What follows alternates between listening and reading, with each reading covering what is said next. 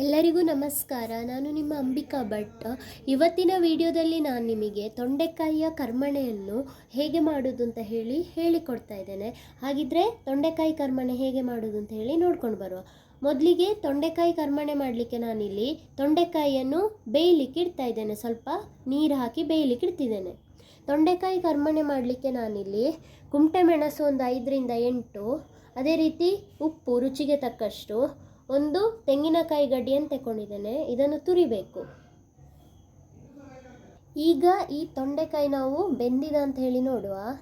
ನೋಡಿ, ಈ ಥರ ಬೆರಳಲ್ಲಿ ನೋಡಬೇಕು. ಇದೀಗ ಬೆಂದಿದೆ.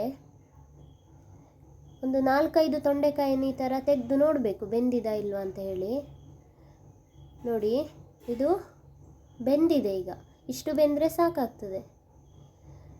ಈಗ ನಾವು ಈ ತೊಂಡೆಕಾಯಿಯಲ್ಲಿರುವಂತಹ ನೀರನ್ನು ತೆಗಿಬೇಕು.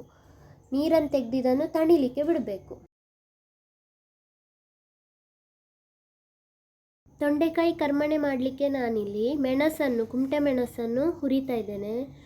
ನೀವು ಜಾಸ್ತಿ ಖಾರ ಬೇಕು ಅಂತಾದರೆ ಜಾಸ್ತಿ ಮೆಣಸು ಹಾಕ್ಬೋದು. ನಾನಿಲ್ಲಿ ಒಂದು 5ರಿಂದ 10 ಮೆಣಸು ತಗೊಂಡಿದ್ದೇನೆ. ತೊಂಡೆಕಾಯಿ ಕರ್ಮಣೆ ಮಾಡಲಿಕ್ಕೆ ನಾನೀಗ ತುರಿದಿಟ್ಟಂತಹ ತೆಂಗಿನಕಾಯಿಯನ್ನು, ಅದೇ ರೀತಿ ಹುರಿದಂತಹ ಕುಮಟೆ ಮೆಣಸನ್ನು ಹಾಕಿ ನುಣ್ಣಗೆ ರುಬ್ಬಿಕೊಳ್ತಿದ್ದೇನೆ.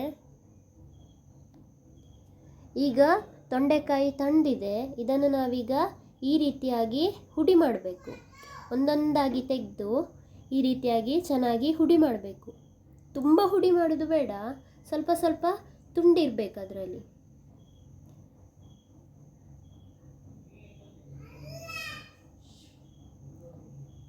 ಈಗ ಇದಕ್ಕೆ ನಾವು ಉಪ್ಪು ಹಾಕುವ. ರುಚಿಗೆ ತಕ್ಕಷ್ಟು ಉಪ್ಪನ್ನು ಹಾಕುವ. ಅದೇ ರೀತಿ ರುಬ್ಬಿಟ್ಟಂತಹ ಈ ತೆಂಗಿನಕಾಯಿಯನ್ನು ಹಾಕ್ತಾ ಇದ್ದೇನೆ.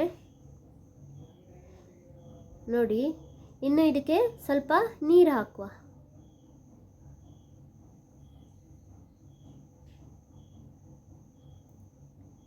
ನೋಡಿ, ತೊಂಡೆಕಾಯಿ ಕರ್ಮಣೆ ಆಗಿದೆ. ಈಗ ನಾವು ಈ ತೊಂಡೆಕಾಯಿ ಕರ್ಮಣೆಗೆ ಒಂದು ಒಗ್ಗರಣೆಯನ್ನು ಕೊಡುವ.